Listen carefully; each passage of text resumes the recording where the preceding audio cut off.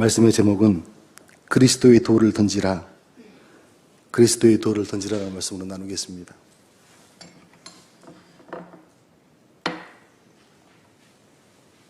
어우, 겁나게 뜨겁습니다. 내 입을 지져 입을 거룩하게 하고. 네. 오늘 말씀은 저나 여러분들이 너무나 잘 알고 있는 말씀이죠. 물매를 던져서 돌멩이가 이마에 박히고 골리앗을 쓰러뜨리는 그런 아주 놀라운 일들. 특별히 우리 교회 성도님들은 이 말씀이 수도원에서 늘 묵상하면서도 너무나 많이 들었던 말씀이고 또 묵상했던 말씀입니다. 그래서 사실은 좀 부담스럽긴 하지만 그래도 다 똑같은 말씀이고 그 말씀을 통해서 서로가 은혜가 됐으면 좋겠습니다. 사실은 오늘 사무엘상 17장 전체가 한 내용이라고 할 수 있죠. 그래서 전체적인 내용을 한번 보면 좋겠습니다. 이스라엘을 갔더니 실제로 이제 다윗과 골리앗이 싸웠던 장소가 있더라고요. 거리는 산과 산 사이의 거리가 큰 운동장 정도의 크기만큼 하고 한쪽 산이 굉장히 높을 줄 알았더니 동네 뒷동산 같이 그렇더라고요. 그런 뒷동산, 이런 곳에서 소꿉장난하는 것도 아니고 동네 윗동네 아랫동네 싸움박질하는 것도 아니고 좀 좁다라는 생각을 했었거든요. 왜냐하면 성경을 보면서 너무 광활한 대지에서 산과 산 사이에서 싸웠을 거라 이렇게 많이 생각했기 때문에 그랬던 것 같아요. 갔더니 정말 개울도 있고 돌멩이도 많고 그 앞에는 밭처럼 그랬어요. 평지였습니다. 그곳에서 이곳에 다윗이 물매를 돌려서 돌멩이를 던졌구나 하는 상상을 또 해봤습니다. 오늘 골리앗을 보니까 1절부터 보면 그런 내용들이 있는데 골리앗에 대한 자세한 내용이 나옵니다. 그의 키가 6규빗 한 뼘이라 그래요. 6규빗 한 뼘. 성경에서 규빗은 그때는 이제 줄자가 없으니까 45cm에서 50cm 정도 된대요. 한 규빗에 50cm면 6규빗이니까 3m가 넘잖아요. 그리고 한 뼘이 더 큰 거예요. 3m 훨씬 넘는 거예요. 그러니까 골리앗이 어마어마하게 큰 거죠. 거인이죠.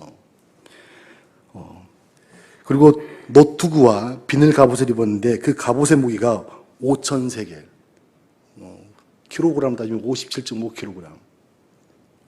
겁나게 무겁죠. 그죠? 창자루는 배틀채 같고 창날은 철 60세겔이며 7kg 정도 되는데요. 창이, 그 쇠가. 다시 말하면 이 골리앗이 이 몸에다가 자기 몸에 70kg 이상의 몸에다가 갑옷이라든지 창을 들고 전쟁에 나왔던 거죠. 어마어마하게 큰 거인이 완전 무장을 하고 있었습니다. 또 성경에 봤더니 어떤 이야기가 나오냐면 그 거인 앞에 방패를 든 자들이 있었대요. 이 사람 자체로도 너무나 무기이고 방패인데 그 사람을 막고 있는 방패가 있었던 거죠. 이스라엘 사람들이 봤을 때에는 기가 막힌 거예요. 저 골리앗 쓰러기도 힘든데 골리앗을 막고 있는 방패 든 자들이 그 앞에 있었으니까 얼마나 이기기 힘들겠다라는 생각이 들었겠습니까? 처음부터 그랬을까요? 한 번 봤을 때 그랬을까요? 처음 봤을 때 분명히 그런 생각 안 들었을 것 같아요. 뭐 어떻게 하다 보면 되겠지 뭐 이런 생각도 들었을 겠지만 40일 동안 끊임없이 그 골리앗의 부르짖음, 이스라엘을 모독하고 하나님을 모독했던 그 골리앗의 모습을 보면서 이스라엘은 점점 그 마음이 쇠락해가고 그들이 힘들어하고 점점 두려움에 쌓이게 됐다는 것을 볼 수 있습니다. 골리앗을 보니까 어떻게 표현하고 있냐면 싸움을 도두는 자 이렇게 표현하고 있어요. 싸움을 도두는 자. 과거에는 싸움을 하면 1대1 싸움 많이 하잖아요. 다시 말해서 이 사람은 그 용사였고 어릴 때부터 이렇게 전쟁을 잘하는 사람으로 길러졌습니다. 다시 말해서 1대1로 싸워서 이기는 사람이 나라가 승리한 거였어요. 그래서 싸움을 부추기기도 하고 싸움을 대타로 띄워주기도 하는 그런 사람이라고 할 수 있겠죠. 골리앗은 그런 존재였습니다. 다윗은 다시 이제 그때 당시에 그렇게 소리를 지르고 있을 때 다윗이 찾아오죠. 다윗은 단순히 안부를 전하러 왔어요. 형들을 강건하게 하기 위해서 먹을 것을 가지고 왔죠. 아버지로부터 심부름 왔을 뿐이었습니다. 근데 이 모습을 보니까 너무 기가 막힌 거예요. 자기에 대한 소리도 아니고 이스라엘을 모독하고 하나님을 모독했던 그 모습을 보면서 다윗은 기가 막힌 거죠. 도저히 참을 수가 없어 울분을 토해냅니다. 우리는 할례받은 사람이고 어찌 할례받지 않는 저자가 하나님을 모독할 수 있느냐 하고 막 분이 못 이겨서 사람들이 이 고백을 계속했었습니다. 형들이 보고 뭐 꼬맹이 와가지고 양이나 칠 것이지 왜 와가지고 여기서 네가 전쟁 구경하러 왔냐? 하면서 약간 형들도 동생을 비난했죠. 그렇지만 제가 이렇게 이야기하는 이유가 다 있습니다 하면서 똑같은 이야기를 반복해서 하는 거예요. 왜 우리를 모독하고 하나님을 모독하냐? 이스라엘 사람들이 수축되어 있던 이 마음들, 믿음이 떨어지고 공포감이 사로잡혀 있고 이러다 우리가 죽겠다 하는 좌절감에 빠져 있는 이 이스라엘 백성들을 향해서 계속해서 부추기는 거예요. 우리는 믿음의 사람이고 하나님의 백성이고 할례받지 않는 자가 하면 어떻게 우리에게 저렇게 모독적인 말씀을 할 수 있냐 하면서 이스라엘 백성들을 부추기고 있었던 거죠. 이 소리가 사울에게 들어갔고 사울은 그를 불러서 그가 전쟁에 나갈 수 있도록 합니다. 뭐 갑옷도 입히고 했지만 다 벗고 나가잖아요. 돌멩이 5개와 물매를 가지고 나갔습니다. 그리고 오늘 말씀에 보니까 빠른 속도로 뛰어가서 물매를 돌렸고 돌멩이가 날아가서 이마에 박혔다라는 내용입니다. 얼마나 세게 돌려서 얼마나 세게 던졌으면 이마박에 확 박혀가지고 그냥 한 방에 그냥 이겼을까요? 생각만 해도 정말 재밌고 신기한 일 같습니다. 말씀을 좀 더 상고하도록 하겠습니다. 오늘 이 말씀 우리가 어떻게 가져가야 되는가, 또 무엇에 대한 이야기고 우리는 이 말씀을 통해서 무엇을 배워야 되는가, 그런 것들을 좀 알았으면 좋겠습니다. 성경에 담겨있는 모든 이야기들은 사실 성경에 보면 인물들이 다 주인공이잖아요. 예전에 장경동 목사님 이야기를 들었는데 사모님이 장경동 목사님이 이제 지금처럼 이렇게 되지 않으셨을 때 그 의자 앞에다가 책상 앞에다가 성경에 있는 유명한 사람들, 선지자나 또 용사들이나 다윗처럼 이런 분들의 이름을 수십 명을 이렇게 종이에 적어놓고 앞에다 딱 붙여놓고 당신은 이런 사람이 되시오 하고 딱 붙여놨대요. 내가 어떻게 이런 사람이 될 수 있을까 하고 기가 막히지 않았겠어요? 내가 어떻게 모세가 될 수가 있고 내가 어떻게 다윗이 될 수가 있고 내가 어떻게 예수님이 될 수 있을까? 나는 장경동인데 이러셨대요. 성경은 그 사람들의 이야기가 아니라 사실은 우리의 이야기죠. 우리 개인적인 이야기고 공동체의 이야기고 우리가 어떻게 살아가야 되고 어떻게 다윗처럼 우리가 행동하고 살아가야 되는가를 너무나 잘 담겨있는 게 성경의 모습들입니다. 사도 바울이 고백했던 것처럼 내 안에서 그리스도께 사시는 것이라. 사실은 사도 바울도 그리스도로 살아낸 사람입니다. 하나님의 모든 말씀들을 자기 것으로 받아들인 사람이죠. 그런 사람만이 믿음의 사람이고 또 그리스도를 살아갈 수 있는 사람이라고 할 수 있는 겁니다. 오늘 말씀은 다윗의 어떠함보다 우리가 어떻게 다윗처럼 믿음의 승리자의 삶을 살아갈 수 있는지 또 어떻게 그 믿음의 사람으로 살 수 있는지를 잘 알려주고 있습니다. 믿음은 들음에서 납니다. 또 보고도 배우죠. 반대로 믿음 없는 소리는 사람들을 실족하게 합니다. 그래서 우리는 언어 사용도 참 잘해야 될 것 같아요. 오늘 말씀처럼 40일 동안 골리앗의 끊임없는 부르짖음, 모독하고 싸우자고 하고 사람들을 좌절하게 하는 그런 마음들은 이스라엘 백성들을 병들게 했습니다. 한 번이면 괜찮았을 텐데 40일 동안 눈만 뜨면 이런 일들, 이런 고백을 하고 있다 보니까 두려운 거예요. 무서운 거죠. 질 것 같은 생각이 많이 들었던 겁니다. 그럼 한번 생각해 보면 좋겠어요. 왜 40일 동안 그렇게 부르짖은 그 모습을 보고 두려워하고 공포감이 떨었을까? 사람들이 제일 두려워하는 게 있습니다. 두려워하는 게 있는 게 아니고 두려워하는 방법들을 찾는 게 있어요. 뭐냐면 보는 겁니다. 보는 거예요. 골리앗의 그런 어마어마한 그 키, 거인임에도 불구하고 온 무장을 하고 있고 창을 들고 있는 그 모습을 보고 두려워했죠. 우리의 눈이 골리앗의 육체적 강함을 보았기 때문에 두려워할 수밖에 없었습니다. 나보다 크고 우리보다 힘도 세고 무기의 무게도 무기의 강함도 너무너무나 잘 알고 있었기 때문에 그렇죠. 전쟁을 하려고 그러는데 상대방이 저보다 무기가 좋아요. 그럼 전쟁할 수 없는 겁니다. 이스라엘 눈에는 이런 게 들어온 거죠. 오늘 말씀에도 나와 있는 것처럼 골리앗을 보호하고 있는 방패든 자들도 있었습니다. 아, 도저히 해볼 수 없겠구나. 좌절했습니다. 그 다음에는 소리를 들었습니다. 소리 때문에 두려움을 가지게 되었죠. 골리앗의 소리를 듣고 이스라엘들은 크게 놀랐다고 성경은 말하고 있습니다. 예전에는 지금은 좀 덜하지만 영화에서 깡패 역할은 다 전라도 사람들이 했어요. 으시어 막 이런 소리 있잖아요. 막. 담가불라니까 막 이런 죄송합니다. 그래서 막 민원을 넣고 그랬대요. 왜 영화에서 깡패는 맨날 전라도 사람만 쓰냐고.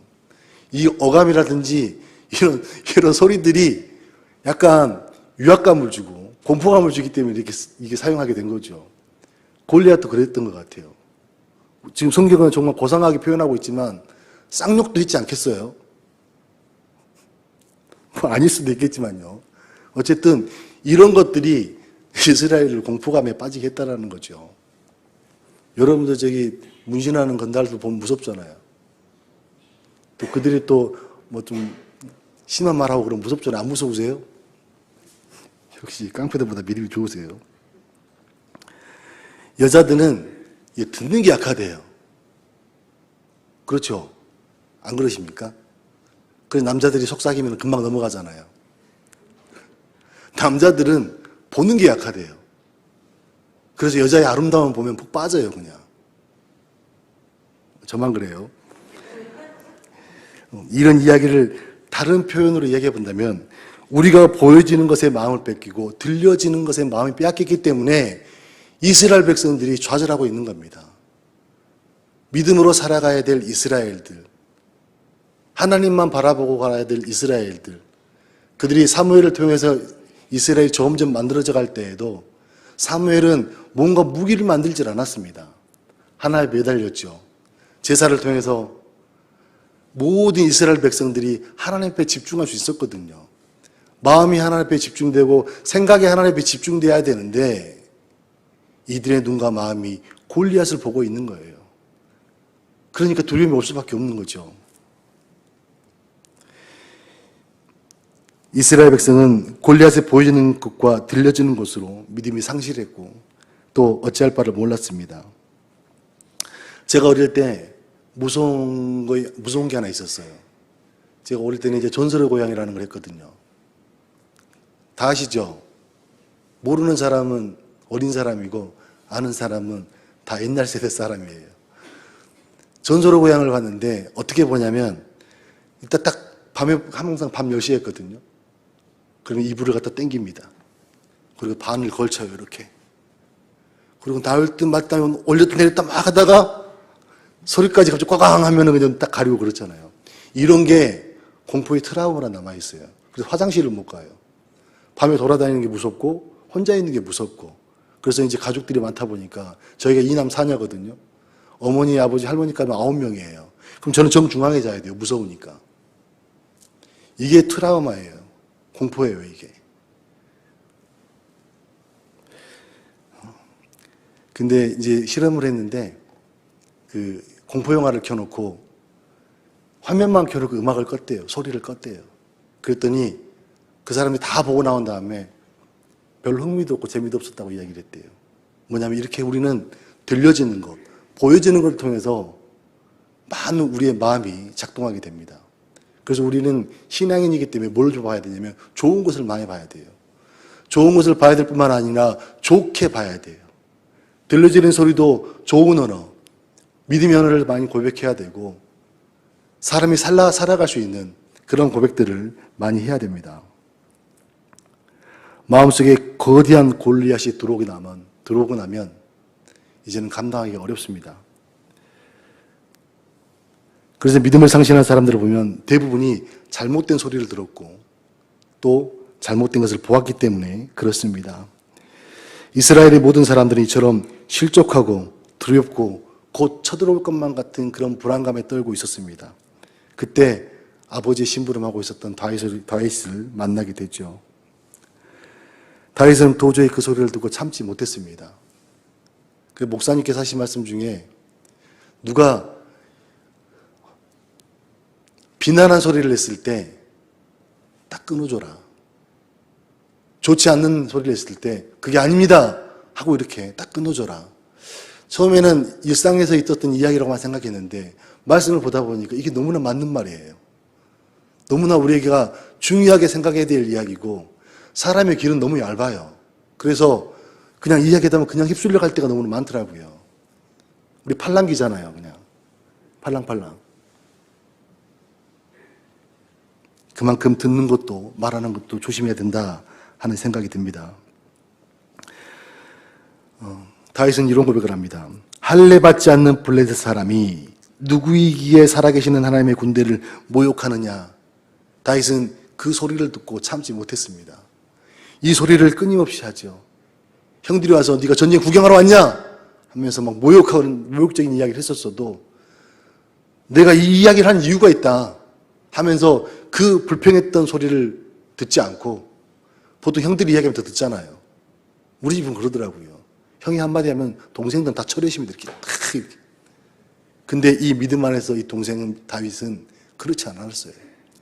불평했던 소리, 비난했던 소리에 귀를 기울이지 않고 오직 생각과 마음이 하나님 앞에 있었음을 보여주고 있습니다.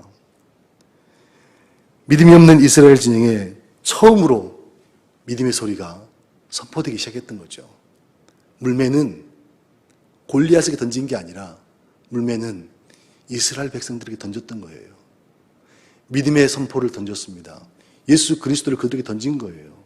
믿음 있는 사람 왜 이런 식으로 살아? 하나님이 어떤 분이시고 우리가 어떤 존재인데 왜 이렇게 살아? 하면서 그들의 마음을 계속 부추기고 있습니다. 일어나야 된다고. 싸울 수 있다고. 하나님이 이 일을 하실 거라고. 그들에게 던졌던 물매는 예수 그리스도였고 그들의 마음속에 있었던 것은 공포와 두려움이 아니라 블레셋에 있는 거대한 골리앗이었습니다. 골리앗이 그들의 마음속에 다 들어와서 해볼 수가 없는 거예요. 믿음의 문제는 밖에 있는 게 아니라 우리 안에 있더라고요. 골리앗에게 믿음의 문제가 있는 것이 아니라 그 모습과 소리를 듣고 실족한 우리에게 그 모습이 있습니다. 29절에 30절에 보면 자신의 형이 양이나 칠 것이지 왜 와가지고 그런 안 좋은 소리를 하죠. 그때 다윗이 고백합니다. 하나님의 군대를 모욕하겠느냐 하고 소리치는 것이 어찌 이유가 없겠습니까?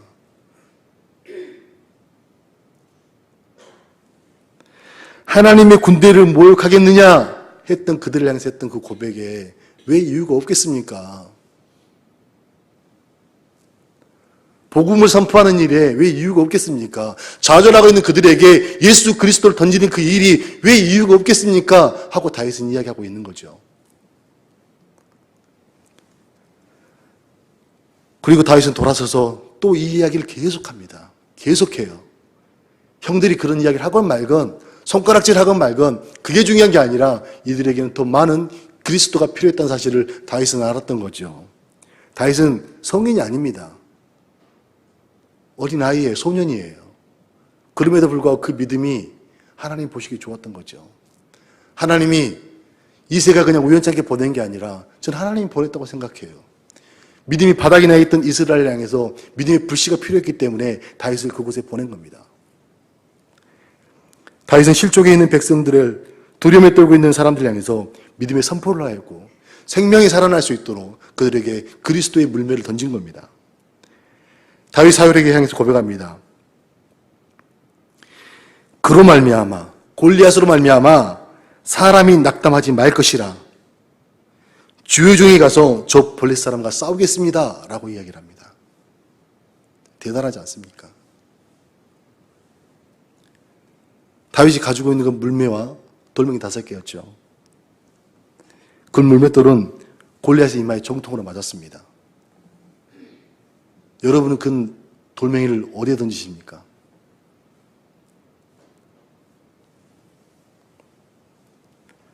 믿음의 사람은 복음의 선포를 할 수 있어야 되고 생명을 선포할 수 있어야 되고 믿음을 선포할 수 있어야 됩니다. 그게 그리스도를 던지는 사람입니다. 사실 다윗이 던진 돌은 이스라엘 백성들 마음속에 그대로 꽂혔습니다. 이스라엘 백성들 마음속에 거대한 골리앗을 향해서 다윗은 돌멩이를 던졌던 거죠. 우리는 우리 안에 있는, 내 안에 있는 거대한 골리앗을 향해서 돌을 던질 수 있어야 됩니다.